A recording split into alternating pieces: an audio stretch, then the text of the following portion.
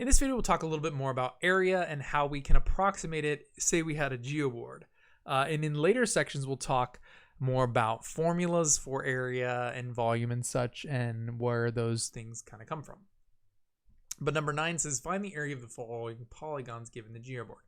And so, first of all, to start off with area, a lot of times we say, well, the measurement of each unit, let's just say it's 1 unit, like a unitary measurement, but it could correspond to feet or meters or yards or miles. Like, imagine that this is your backyard and this is a fence that you've built, and you wanted to know, well, what's the perimeter or what's the area of the yard? Assuming that this is in the measurement that you care about, that's what it matters. And in general, it doesn't really matter what units they are. So the term unit in math is just sort of saying, well, we don't care about the units.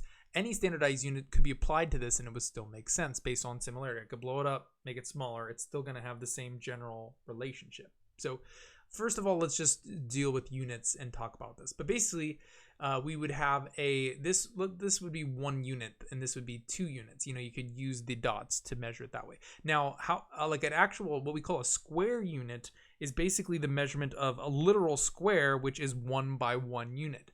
And as you know, the area of a unit is 1 by 1, that would remain 1 square unit. But obviously it actually means a square unit. And this is something that's very, very obvious, but I say a lot of people don't really realize, what does a square meter mean? What does a square foot mean? It literally means a square foot, a foot that is a square. And that kind of helps you conceptualize how much is a square foot. Like, say your apartment is 1,000 square feet.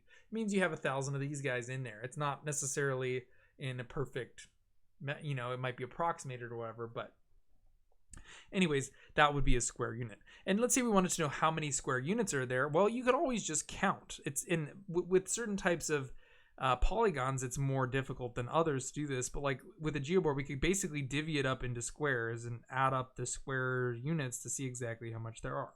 And notice how some of them are not exactly squares, but you could always imagine if you were to combine certain parts together, how those would work. Like here I have 1, 2, 3, you know, let's just go ahead and count 4, 5, 6, 7, 8, 9, 10, 11, 12, 13, 14, 15, 16, 17. There's 17 whole square units. And then looking at this, you know, if I have a half of a square unit, that's kind of obviously half, because it's the perfect, cut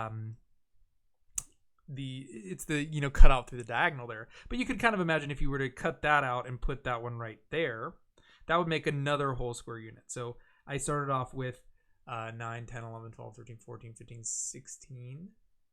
Sorry, let me do that again. 11, 12, 13, 14, 15, 16, 17. That would be then 18. And again, doing these last two, if I put this one down here to form this one, this would make a total of 19 square units. So 19 units squared would be the unit of measure. And you need to be it's very important that you use square units when measuring area, that you don't forget that, because it means something different to measure something in a straight line like a perimeter versus the actual area within. Those numbers are not going to be the same. If you just count out the perimeter of this shape, you'll see it is not 19. And let's say we're looking at this figure as well. This one's a little bit more complicated in the shape, but again, you can. And this gives you a sense, like if you're trying to measure the area of a figure, it gives you kind of a sense, like say we didn't know exactly what it was, it would give you kind of an idea of how big it were based on the measurements of the sides of the polygon. So again, like if we start with this one, we could take each of the whole square units. So all of those are whole, as are those ones. And I would start by thinking about those. So the area of all of those, it looks like we have 5, 8 square units. And we could start thinking about if we were to put the other ones together. So I'll just go ahead and write this is 8. Then these two, if I kind of put that down there, this would make a 9th square unit. So that's 9. And then these two, actually, if you're looking at this one is a little bit of a different shape than this one. But if you sort of are looking at these two, notice if I kind of put, we'll do a little bit of approximating here, but if I put that one there, that appears to be an exact square. So this would be a 10 square unit. I'm just writing 10 here to keep track of how much I have. And then if I put this one right there, that would be an 11th square unit. So I'm kind of imagining cutting it up, pasting the other parts together, and actually building them in squares, because it's not always a perfect fit. And actually this one right here looks like it's a perfect fit with this one. That would be a 12 square unit. And this one appears to fit right there. So if I cut that off and pasted it right there, that seems to be a good fit for a 13 square unit, and so on. And then if I put that one there, that would be a 14 square unit, and then that one looks like it goes there for 15. But I'd see that this is approximately 15 units squared. And again, there are other ways of figuring this out too. So as you can probably say, that was a little bit convoluted and probably hard to follow. What's another way I could imagine that? Well, the thing about triangles, and I wanted to talk about formula for the area of a triangle here too, is that a triangle is half of a rectangle. Like if we're looking at this particular cutout forms an exact triangle. Like again, if we go back to the original parts of the, whoops, accidentally undid all that. Let me erase this again. If we go back to the interior formed exactly 8 square units, and those ones were easy to know, right? Let me double count that. 1, 2, 3, 4, 5, 6, 7, 8. Yes, 8 on the inside. And then looking at, actually, let me do this differently. Let's say we look at this. I guess, yeah, we'll use a different approach. Sorry, I didn't really plan this out very well, obviously. But if you look at this would be a total of 6 square units. But since it's a triangle that's cut exactly in half, this actually ends up being 3 square units since it's half of 6. And same with this one. This one was originally 3 units, so it would actually be 1.5 square units exactly. Because, you know, a triangle is always half of a rectangle, assuming it is a right triangle, that is. This one up here would be exactly a half unit. These ones, kind of dividing the rest into triangles. Like this one would be, that is 4 squares. So that would be exactly 2 within the interior there. This would be another half of a unit exactly. This would be precisely 3 units and 2 units. And then looking at this last component over here, that would be a total of 6 square units, but since it's half, it's 3. So this would actually be the exact amount. And if we were to add all that up, let's go ahead and do that. So we'd have 1.5 plus 0.5 plus 3 plus 3 plus 2 plus 2 plus 3 plus 0.5. We'd end up having 15.5. So more precisely, the area of this figure is 15.5 units, square units. And another thing about area is if you're converting it from different units, there's a very common mistake that is made in the process of conversion. So let's look at the example. It says assume the above diagrams. Let's assume these are in square miles. So let's say that this first diagram is like a giant backyard where these represent, like each one of these is a mile by a mile. So we'd say that there's 19 square miles in this backyard.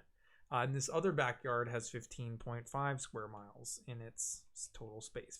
Fairly similar. And it says, let's convert them to square yards and to acres. Acres is actually a unit of area, which is not a square unit because it describes an actual amount of square units. So certain types of units are actually in squares already, so that you don't need the square on the units, but it can be a little confusing. But what it tells us here is the conversion between 1 acre is exactly 4,840 square yards. But first, let's get them into square yards. So if we had 19 square miles, the question is, how do I get that into square yards? And what you might be tempted to do is go back to the previous page and says, well, 1 yard or 1,760 yards is equal to 1 mile. The issue is if you'd use that, we have 1 mile is equal to 1,760 yards. That is not the same conversion factor for square yards. Because if you're looking at this conversion, this is true, but you can't simply square this and have them remain equivalent. Well, you can, but what you would have to make sure to do is square the entire fraction, because now this would be in square yards and square miles. So really what you actually need to do, and obviously another way to write that is just by multiplying by 1,760 yet again. If you're doing proper dimensional analysis, is you can't convert, if you're in square miles, you can't convert into square yards. You actually need to do it twice. Because one of those will basically scale 1 rectangle. Essentially, and this is another very obvious way of seeing it. Let's say you had a pen that was 2 miles by 2 miles. So like this would be 1 mile, but in total length, 2 miles. and 2 miles. That would make a total of 4 square miles. And if you wanted to convert this into meters, you could say, well, let's convert 1 unit of length into, or let's just say yards or whatever. But if we wanted to convert this into yards, each one of these would be 1,700 yards. And so this would be, 2 times 1,760. That would leave us with 3,500 square yards. But it would, now the area here, 3,520 yards. But same with the other side. So if we're thinking about the actual, it would multiply both of them in a factor of 2. It would square them. And that's obviously why we use square when we write something as squaring. And when we write square units, it's important. And so basically you need to multiply by the square of the conversion factor. And the end amount of the number of square yards in this would be huge. And it wouldn't just be the square units. Anyways, let's go ahead and calculate. We'd have 19 times 1760 squared. And that would leave us with a whole heck of a lot of yards. We would have exactly 5,000, or not 5,000. Let me just write it out. And then we'll try to place commas in the right spot. But now we'd have square yards. So it would be 58,854,400 square yards. And now that we have it in square yards, now we could use the conversion fact to go into acres, which is not a square unit, but it's defined by using square units. So now if we took that and we multiplied by, well, there's 4,840 square yards in 1 acre. Notice I don't need to square this here because it's square yards is stated in the conversion fact. And if I divide that through, this would be 12,000 acres.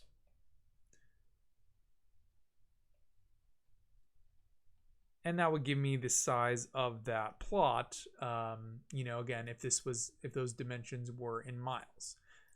And similarly with this one here, again, I could follow through that. Well, 15.5, again, assuming that was in square miles, I would have to multiply by 1760 squared and then divide by 4840. And this would tell me how many acres, about close to 10,000.